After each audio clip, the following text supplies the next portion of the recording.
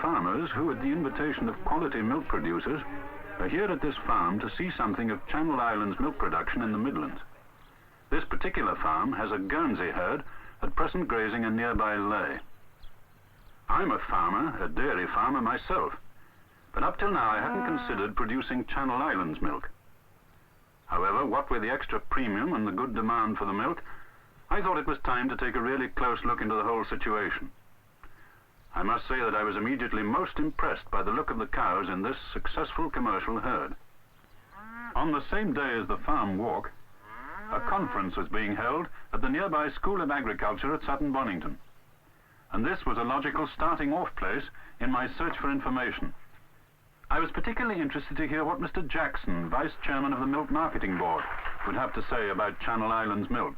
Mr. Chairman, ladies and gentlemen, I regard it indeed as a great privilege to be invited along here to say a few words to you relative to milk marketing and in respect of Channel Island milk marketing in particular, and to be the guest of the Quality Milk Producers Limited. It is also my privilege to be a member of your association, and I am deeply interested, of course, in the production and marketing of quality milk. I am, as you probably, many of you know, a producer-retailer in the county of Lancashire and wholesaling in the county of North Riding of Yorkshire, and I'm quite confident of the future of the market in respect of Channel Island milk sales, as you'd very well realise. We are facing a period of tremendous importance for dairy farming and the dairy industry in particular. We must lay such secure foundations to meet the challenge of the future, whatever may confront us in common market conditions. The public are prepared to pay for quality and are looking for it, particularly Channel Island milk. Channel Island producers have done a fine job, and the board, as ever, will be prepared to give them all the possible assistance they can. We meet with some disappointments on occasions in respect of buyers, but nevertheless, we have done what was humanly possible in respect of obtaining the best possible market and best possible premium for Channel Island producers. And I have some very real experience in my own business. But you know, up to about a year ago, Channel Island sales grew despite me. No effort. They just grew. We have put effort into it over the past year or so, but I have had some disappointment in the winter months of this year, insomuch that my supplier has not supplied me with the gallon as he undertook to supply me with. There is certainly a substantial unsatisfied demand, and particularly in the Midlands and in the North. But may I remind you that it's equally important that the production of milk in the winter months matches up to the level of that produced in the summer. Therefore, we must be able to maintain sales as a consequence of the demand that has been created during those summer peak months of production. For an opinion on profit comparisons between Guernseys and Jerseys and other dairy breeds, I thought of another speaker at this conference who could give me this particular information. He is Kenneth Russell, principal of the Shuttleworth Agricultural College, and to him I went for advice and information. Well, you've been very helpful in showing me your two herds, Mr. Russell. There are one or two points on which I'd like your opinion. First of all, how does the profit from the two herds compare? The profit position is very interesting. As I pointed out at the conference, over the last 2 years, we made a higher profit, 3 halfpence a gallon, in the Guernsey herd than we did in the herd of mixed Ayrshires and Frisian Ayrshire crosses. We also made a higher profit per acre in the Guernsey herd because we carried 20% more cows. But the profit per cow was slightly lower in the Guernsey herd than in the mixed herd. The assessment of profit to the farmer is really most critical when it's determined by profit per acre. So in that respect, the Channel Island herd compares most favorably, and in the future should be even more favorable because of the higher quality premium being now received. What about winter milk? Is this important? Very important to the Channel Island producer because the premium is graduated to encourage winter milk, or at least a level delivery of milk over the year. Some producers find difficulty in maintaining their winter level of milk production, and to them I would suggest it's worthwhile calving in one's first calf heifers in the June-July period so that one assures that they are high-yielding cows when they are eventually autumn calvers. One last question. The value of Channel Islands cows culled from the herd is low. Is there anything I can do to avoid the extra expense of this? One has to admit that there is a prejudice against the yellow fat in the carcass of Channel Island cattle. They realize rather less per pound in consequence. But the Channel Island producer could, of course, keep his cows alive for 2 or 3 lactations longer by good management and offset that higher depreciation to carcass value. Another point which is always worth remembering, too, is that one's replacements in a Channel Island herd cost less to rear per head, which helps to reduce again the depreciation per cow over her milking life. This was an encouraging start, coming as it did from such an expert as Kenneth Russell. But it raised again the important question of the premium on Channel Islands milk. I knew that on this problem, the Milk Board's regional marketing officer was the person to help me. Well, Mr. Bishop, I see from your letter that you're thinking of changing over to Channel Islands milk. Now, what exactly are your problems? Well, first of all, just what is the premium on Channel Islands milk? Well, the actual rates paid each month will vary from 4p a gallon in May and June up to 1 and 2p a gallon during the winter months. That's to try and get a level production of milk out of us throughout the year, I suppose. Yes, that's it, of course. This variation of premium produces an average of nearly 10p over the whole year. Is there any limit on the quantity of milk eligible for the premium? Oh, yes, indeed. I've got a diagram here which explains what happens. It shows the monthly gallonage supplied to the dairies in one region. Now, the full premium, which is shown by this red line here, will only be paid to you during the spring and summer months of March to August, on the average quantity you supplied during the previous winter months of October to January.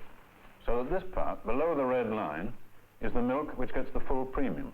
And this green part above the line is the milk which only gets a penny per gallon. Yes, that's it. But where some dairies are short of the milk, they pay more than the minimum premium rate because of local conditions. Now, it's very important that you produce as much as possible from October to January to lift the red line up and make a better average price over the year. Why do you have this penny clause? I thought you'd ask that. One of the dairies sent me this. Now, the black line shows the daily retail sales over each month, and you'll notice that the dairy wants about the same quantity of milk all the time. The top line shows the total supplies received by the dairy from its producers. Now, if the distributor sold all the Channel Islands milk as Channel Islands milk that he gets from the farmer during the summer, he'd build up many more customers than he could satisfy during the winter. Then he'd have rationing. Yes, I see that point very clearly. He'd soon be in serious trouble. Obviously, a continuity of supply is most important. And I realize that the dairy must carry some excess all the time, so as to make sure that they can supply their customers with what they want every day. From what you say, there's a good demand for Channel Islands milk. If I go into it, how do I set about finding a buyer? Well, mostly we find the best thing you can do is to discuss it with your present buyers. Usually they're only too willing to enter into a premium contract. Of course, there are the odd spots in the country where, due to distance problems and things like that, it is a bit difficult to sort out a buyer, but the regional marketing officers will always help you if it's at all possible. Obviously, it's a sane idea to make sure you can sell your milk before you turn over your herd, but normally there's no difficulty at all. Quite the reverse, in fact. Well, that all sounds very encouraging. Thank you very much for all you've told me. And by the way, there is one last point. Who pays this premium?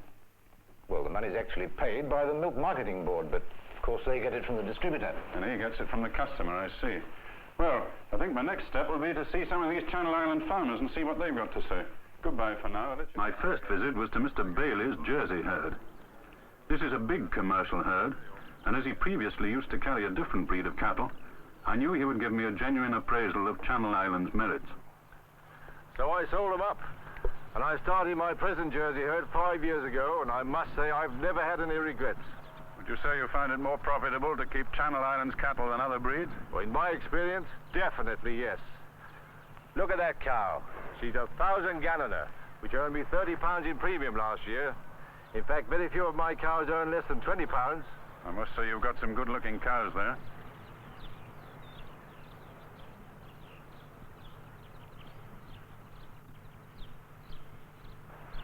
What's your herd average yield?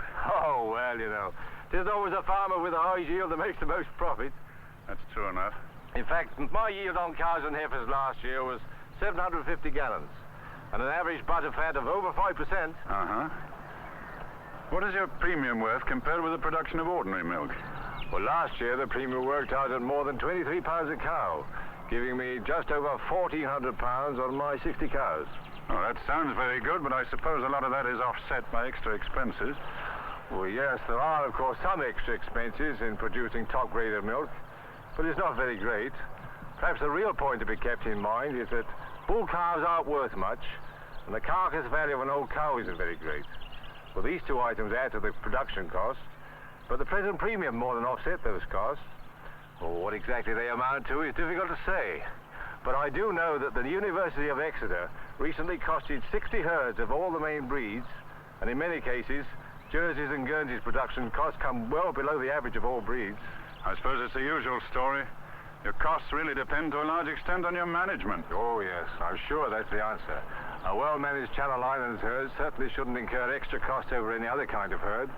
I get the impression that there are many more Channel Islands cattle about than there were a few years ago. Oh, yes, there must be, because Channel Islands milk production's doubled in the last 5 years.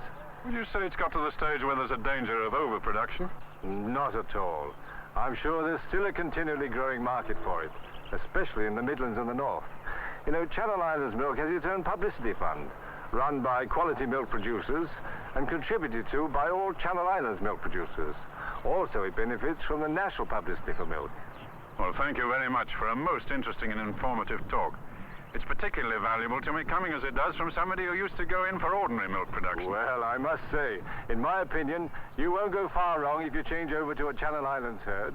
Jersey, of course. Well, that'll be jumping the gun a bit. I've got to go and take a look at some Guernseys before I make up my mind about that. Well, naturally. Oh, by the way, I have heard criticisms that Channel Island cows aren't hardy, coming as they originally did from such a mild climate. Oh, that's just one of those really ridiculous rumors that get put around without any semblance of truth in it. In fact, they prove themselves to be extremely adaptable to conditions all over the world. It may surprise you to know there are more Jerseys in the world than any other breed. The most northerly dairy herd in the world is a Jersey herd in Canada. Why, they even took a Guernsey's cow on an Arctic expedition, and she produced a calf inside the Arctic Circle. Well, that should be good enough for anyone. Of course, those rumors may have got around from the pictures of cows in the Channel Islands with rugs on. Oh, could well be. Of course, the real reason for that is the cattle are usually tethered. They can't move to the shelter of a hedge or bank when the weather's rough. So in order to give them a bit of protection, the farmers got in the habit of putting these rugs over them. I expect that's probably how that rumor got around. So, with a lot to think about, I left Mr. Bailey's Jersey herd and went along to see Mr. Yardley's herd of Guernseys. What made you decide to keep Guernseys rather than Jerseys? Well, it's mainly a question of personal preference. We all have our likes and dislikes. Some men I know started with a few of both breeds, used AI, and then saw which suited their own farm best. That seems an excellent way of starting. I suppose I could get quite a bit of help from the herd societies. Well, yes, indeed. But if you want local help, then you should get in touch with the Guernsey Association or Jersey Club of your area. They cover the whole country. They also put on demonstrations and visits to farms, like the one you went to at Kingston-on-Soar. Yes, that was a good starting off place. And I picked up some quite useful general points. And I'm hoping you can fill in a few details for me, from your experience with your own herd. Yes, well, my herd average last year was 800 gallons. And that was done by feeding very largely homegrown food. There's a cow which gave over 1,000 gallons last calf, and that was her third calf. What about that one? Well, she's a very old cow. She's given over 10,000 gallons in 10 calvings. So you think Channel Islands cattle do have a long life? Oh, there's no doubt about it. Many of them go on for 10 or more lactations. Well, from what I've seen, I think I better go in for Channel Islands milk production as soon as possible. Well, naturally, I hope you'll choose Guernseys. But one point I would like to make. Whichever of the two you do choose, make sure you start off with the right kind of stock. Where would you suggest I go for it? Well, there are at least 3 ways. At dispersal sales, you should find some good cattle. Then again, if you go to some of the special CI collective sales, which are held in many parts of the country, you could probably find what you require. Or, of course, you could probably find a private seller. Good beasts are often bought that way. And you can get some very sound advice from the farmer who sells them to you. I see, and you think that's better than auctions? Yes, I think it's more likely to give you what you want at the start, anyway. You've certainly given me plenty to think over. I better go away and sort myself out again. When I saw a Jersey herd, I thought that was the answer. Now, of course, I'm falling for the Guernseys. Well, I promise you won't go wrong if you do choose them at all events. Well, thank you very much for wasting your time with me. My next job will be to make sure I can sell the milk if I produce it. Well, I'm sure you can. Well, I hope I've been able to help you make up your mind. After this, I went to see Jim Matthews, manager of the dairy which takes all my ordinary milk. So you're seriously thinking about making the change to Channel Islands milk, are you? Yes, after all I've seen and heard about them, I'm in no doubt. Providing one thing. What's that? Well, providing you're happy to take my Channel Islands milk. Well, there's no worry on that score, I can promise you. As a matter of fact, we're rather short of it, and I can do with any amount you care to send me. Splendid. That settles it. Well, I better see about getting some cattle. Oh, by the way, are there any different standards that I shall have to keep up with Channel Islands milk production? Well, the general hygienic standards are the same as for any other milk, but in addition, we only take Channel Islands milk from licensed TT herds. I see, that's reasonable enough. Anything else? Yes, there are 2 important guarantees in the contract you'll have to sign. Your milk must only be produced from Channel Islands breed cows, and it must have a minimum of 4% butterfat. Now, our own Channel Islands herds average considerably above the daily minimum of 4%, so we expect the same from our producers. In addition, of course, it helps us, as well as improving your own average premium, if you keep a fairly level dairy. That's rather higher than my present lot. Well, you shouldn't have any trouble on that score with these Channel Islands breeds, I can assure you. No, I'm sure I shan't. Now that I'm certain of your wanting my milk, I'd better make a start on getting my new herd underway. Goodbye for now. Goodbye. Oh, which breed have you decided on? Wait and see. Cheerio. Cheerio. As a matter of fact, I hadn't quite made up my mind at that stage, so I thought I'd have a look at some sales of both Guernseys and Jerseys before I cast my lot. After what I'd found out in my travels about the breeds, I was looking for certain special features in the animals at these sales. I was looking for cows which would have good heads, deep bodies and level tops, and good hard-wearing udders showing prominent milk veins. I saw that not only was a dispersal sale a way of buying mature stock, but calves from good cows seemed to me a cheap way of buying for a future herd.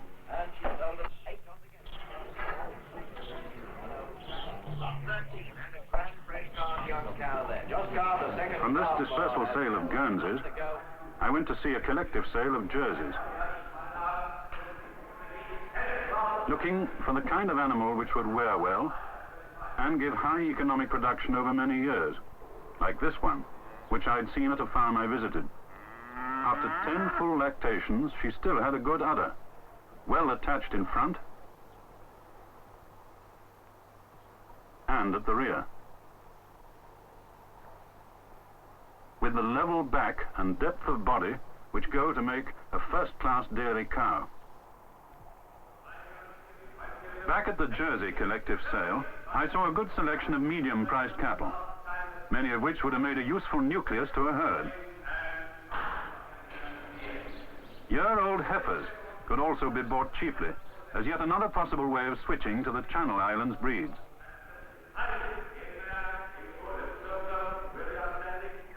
As I went further into my investigations of the breeds, the actual choice became more and more difficult. I saw excellent Jersey herds and also Guernseys.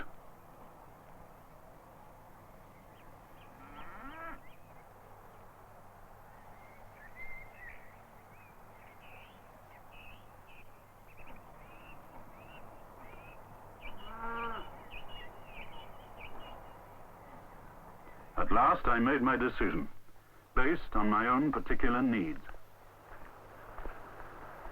Well, I made my choice, and you can see which I plumped for. It was a near-run thing, but for my particular farm, they seemed just to have the edge. You might choose the other breed, and I wouldn't want to argue with your choice. The one thing there can be no doubt. Between us, we shall be producing the best milk in the country. Channel Island milk. The quality milk with a future.